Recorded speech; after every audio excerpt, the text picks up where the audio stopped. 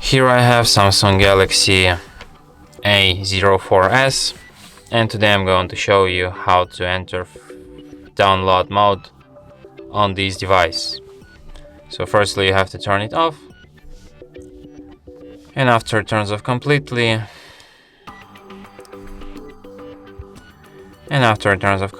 what you have to do is to hold down combination volume up and volume down, and just hold these keys, and while you hold them, connect USB cable which is connected to the computer, and after that you will enter download mode. So here in the download mode you can press volume up to continue, press volume down to cancel, you can press side key to show barcode. So let's see it. Impressive, very nice. Side key download mode. So that's how download mode looks like.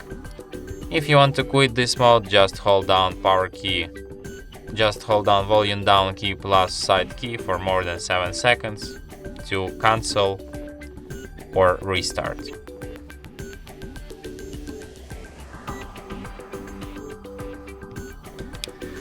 And after that your device will be turned off and then turned back on. And that's it.